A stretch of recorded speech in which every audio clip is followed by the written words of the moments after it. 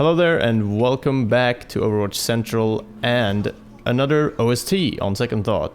This time we're playing some Control and we got Ryan's perspective playing Zarya. We already had 2 rounds here, I think, or 1 round, it looks like. No, this is the second round. We didn't have the first one because... It's a very long game. Spoilers, we lose this round and end up on the third one, which lasts about 4 minutes overtime. Yes. But it's crazy, and I think it's a good sort of demonstration of how Zarya, how good she is right now. She's amazing fun. I think she's probably my favourite hero right now. Yeah, and also the whole overtime thing in Control, because there's been a lot of talks about it, and many of us, and like us as in we two and people we play with, think that the rules for overtime and contesting in Control should probably be changed and altered slightly. Because right now you can be 5 people from your team on the control point, and they can be one of the enemies could be on the control point, and you still would not be gaining any points, because they would be gaining those points because you hadn't actually captured it, you had just been on the point and contested it. So something like gaining points a bit faster, and then having the points not go up at all during the time that you're contesting it.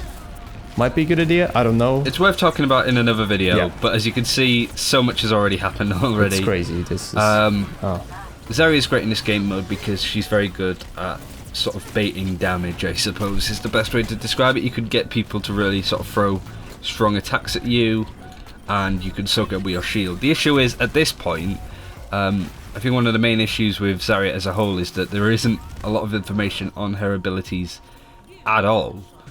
We had to use the oversheet to find out how long her shields were up, and the amount of time her shields are on is different for putting them on herself and putting them on other people, which I think is really distracting. It's 4 seconds if you put the shield, or estimated about 4 seconds if you put the shield on somebody else, but it's only on you for 2, which for me especially, you kind of put it on and expect it to last the same amount of time on you as it would somebody else. So a lot of the time you tend to get killed off pretty quickly, be like, what, I thought I was shielded. Yeah, it's very true. So that's a big issue. I think it's just getting used to it more so than trying to fix it. Yeah, I want more damage numbers and cooldown counters and just more stats on the abilities and all that stuff. I'd love to see all of that. Just to have it handy more so than anything. Yeah, I think it's been suggested, because a while back there was a post on r/Overwatch which was by, I think, Suevia or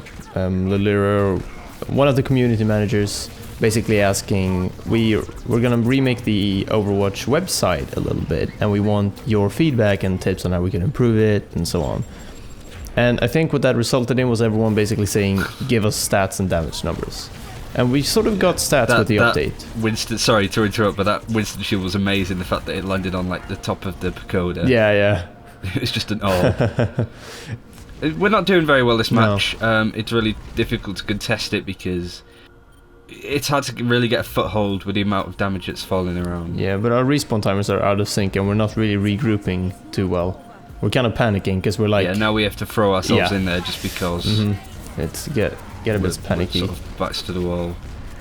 This is the issue with having a Winston for them on the point as well, because the Lucy will sustain him, and then when he gets low, he probably has his ult, and he'll just go right up to 1000, keep maybe half of that HP and go down to his 250. Yeah. So yeah, this is difficult to break through, and we lose this round. I don't know, this was Bastion pre-nerf. Yeah, so this is pre-nerf. I guess that is a solid reason why they're on the team, otherwise we would be telling them to change, because at the moment Bastion is just so situational, which I think is a good thing. I think there's a lot of heroes in this game where they are situational, but it is frustrating to see people play them so often. Mei is a prime example of that. She's a very good hero, she has her uses, but it has to be in a certain sort of style and sort of game mode, and like there are situations that suit her a lot better than most. But playing Mei in a game mode like this, for example, in a game, not so much Control this map, but in the style of their team and our team, that are very much just running in sort of head first and dealing as much damage to them before they do it to us. I don't think would work. Yeah, and also the fact that when you put up an ice wall here, it's pretty much always going to be in the way of your own team and the enemy team. Like it's very difficult to place an ice wall very strategically here, simply because of the map layout. It's around one point. It's a round sort of area which everyone are going to be in and around here, and this is it's a difficult one for me because you just got to get in the way.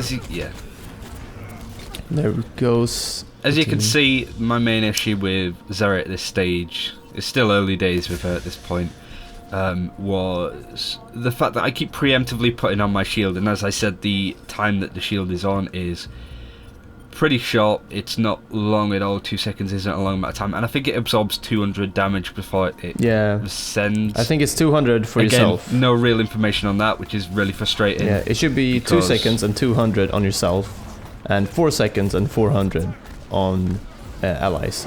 I think that's how it is. Then again, I think our only source for this is hopefully our we own find experience. that information soon, because even the oversheet, which has all of this sort of really good information, you should definitely check it out if you're interested. Yeah. Still has question marks all over. Sorry, it's like even we don't really know. Yeah, exactly. There's so much information. So I guess that's one reason why a lot of people didn't play Zarya to begin with. Not only that, but the fact that she couldn't heal up her shield, which is such a godsend change. She's one of the most difficult heroes to play well consistently, I think. Like, or more like, she's one of the most heroes that is like really difficult to play well consistently when you're still somewhat new to the game. But when you've learned a lot about the game and you know how all the other mechanics work and the general gameplay, then you can sort of get into playing Zarya and play her very, very, very well. She complements her team. I think that's the main thing. And I think if you're one of those players that doesn't, like me, not necessarily very good at heroes like Pharah, Genji, and Tracer that, you know, are very high skill caps and can change the game drastically, you can make them even better. For sure. And you can complement them by using your ultimate with a Pharah's ultimate. There's no greater feeling than using your ultimate and then a Junkrat coming in with a Riptide or just a lot of damage. Slam from Reinhardt and just get the 4-player multi-kill off the bat. It's great. It's fantastic. And in situations like I just did there, like a Mercy will take a lot of damage. Yeah. So you could just shield them and save their life. And it makes you stronger. Which is, you know, I think, obviously when you're running into an area like this, you're going to see the Mercy and you're going to just tunnel vision out. Yeah. Or the Lucio, you'll be like, right, they need to die first. But I feel that a main thing that people do is they often underestimate Zarya in particular, just because, like, she can't really do much. She's slow and she's sluggish, but it's like if they're attacking Besso, who is on... You aren't really bursting heroes down. You're not bursting heroes down, so yeah, different focus.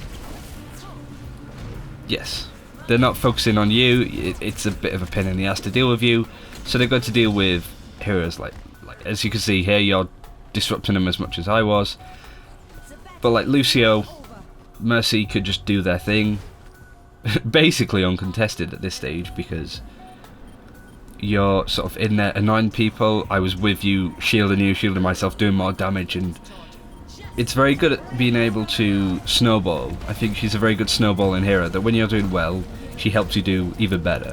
Yeah. And it's hard to beat a team where Zarya's got full power charge. At the moment I don't really have much because I've just died, and I'm just sort of popping shots. Get ultimate charge. I think the right term would be that she can accelerate the other team members, like, and the other heroes' play.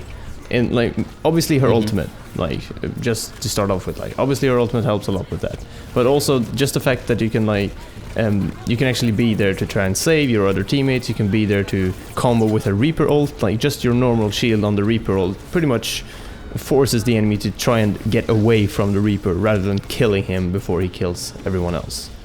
Yes. And all that sort of things, like, it changes the gameplay quite a lot and can really accelerate your higher skill cap heroes play, and it's very interesting. It's like Zenyatta as well. Yeah, Zenyatta's a good example of that, especially with a Reaper. It's like, we need to kill this Reaper because he's killing us, but we can't because of the harmony orb that's on him.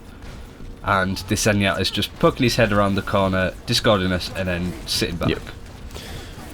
Because, you know, you can't kill a Reaper without killing the Zenyatta, and because he's not as involved, for example, as a Reaper would be. Yeah. Especially like defending and stuff. Defending a capture point with Zenyatta is great because you just sit on the point. If stuff gets a bit mental, you can just back off a little bit, discard a Winston who might leap onto the point. He's dead in seconds. How many are people that need it? But they work even better with... Oh, speaking of a Reaper, that was a really good Reaper roll. Yeah.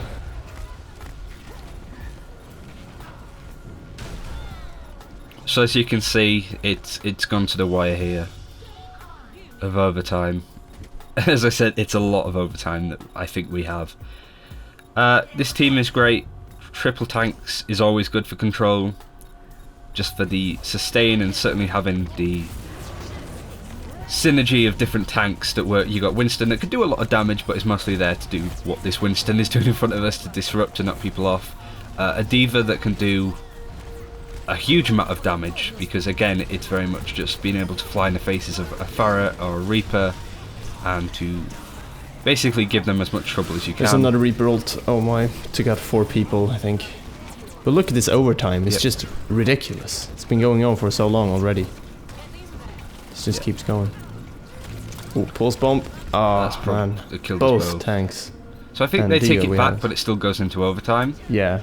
See, Mercy in the front line just trying to help out and hold that, like just contest the control point until the tanks come back. Yeah. Oh god, I remember this game so well as Winston. This was basically what I did all game. I just jumped around the point, not dying.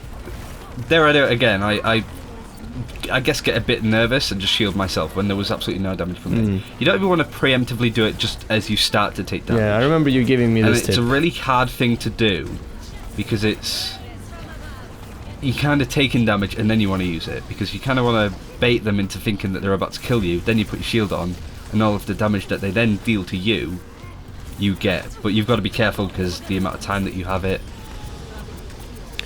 Oh, it's a crazy game. This is a difficult one. All the Mercy rests as well. We got a video coming out on more like the heroes to pick and which heroes are good for this game mode on Friday next week, technically then. And yeah, it should be good. It gets really crazy, as you can see, and the hero picks really, like, they do matter here, because it's basically if they have Winston and you don't, you're at quite a big disadvantage, and we clearly see that happening here with ours and their heroes. There's no meta team, which I do like. No, we thought that we've had good, like the best team. Yeah, for a while. There's like, we can't go wrong with these heroes, and we've still lost games because, you know, there was a Tracer on their team, and we don't go, why would you pick Tracer? Tracer doesn't work as well on this map, say for example as a Farah or something. It varies on each game mode, like the heroes that you would pick for Lijiang and Nepal are different, but also the rounds. Look at that, very unlucky by the way. The Winston could have literally just stayed on the point and they would have been fine, because he had like 800 health left, but he got off it and we won. Done here from Low Mana Gamers. With the play of the game has Junkrat. Riptire obviously, probably killing around 4, maybe 3. There's a good thing about there's a good Zarya combo. Exactly, yeah, that's exactly what you were talking about earlier. Oh, it's great. It's fantastic. Great game. She's just able to help the rest of her team. And it makes the rest of their team, you know, you can put out a lot of damage yourself, you can kill heroes like Genji easily, because in situations where he will want to reflect, he cannot against you because he cannot reflect the laser. Just how close quarters you can get, how much damage you can absorb for yourself and other people. Her ultimate is game changing. We saw in a lot of cases in that game, not to blow my own horn or anything, but I thought that the ultimates that we had in that final match changed the flow of the game. Oh yeah, for sure. And I feel that if we didn't have the Zarya in our team, we probably would have lost. Yeah, there are many, just because of the amount of damage that they were able to throw out. Yeah, like you said, there are no real meta teams or team compositions at the moment for control, but there are some meta heroes like Lucio, sort of Zarya and Winston, so on, that kind of they make up this sort of list of you should have these heroes, but if they have these other heroes, you should maybe think about switching. So there are some very base heroes that pretty much everyone goes with right from the start, but as the game progresses, someone might go with a very an interesting counter or different and unexpected counter, and you have to switch up your lineup again. So it's all Overwatch in the end. It's not just you have to play these heroes to win, but there are some that are just slightly a bit more consistent than others, and it's very interesting. And we both really enjoy Control.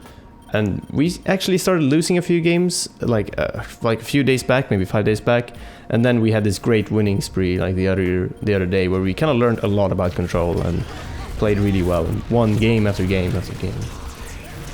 I think it was sort of 12 wins, 1 loss. Yeah, something like that. Anyway, probably more. Yeah, no, it was quite a few, maybe even 15, but 15 games, maybe 1 loss in the middle, but it was fantastic. We had a lot of fun. Anyway, we should probably end this video here. We've been going for quite a while, and it's been a lot of fun again. We like doing these, and next week we'll probably do a bit of a different sort of full game type of video, and I think you'll like it. We'll see then, I guess. But it's gonna be good. We want to bring this series back closer to launch, but maybe have it a bit more focused, I suppose, instead of sort of talking about, as we did with this, the sort of mechanics of Control, as Mysca was talking about, that when you contest it, you shouldn't still be getting score for it. Zarya's a whole, like, talking a little bit more what's going on, what decisions to make, and hopefully by then there's a replay system so we can... Yes, that would be fantastic. Get a bit more analytical and sort of follow that direction a bit more. Yep. Anyway, thank you all for watching so much. We hope you liked it. Leave a rating, drop a comment as you do. Tell us what do you think about Control and what heroes you want to see more gameplay from and all that stuff. And we'll see what we can do. Until next time, see you then. Take care.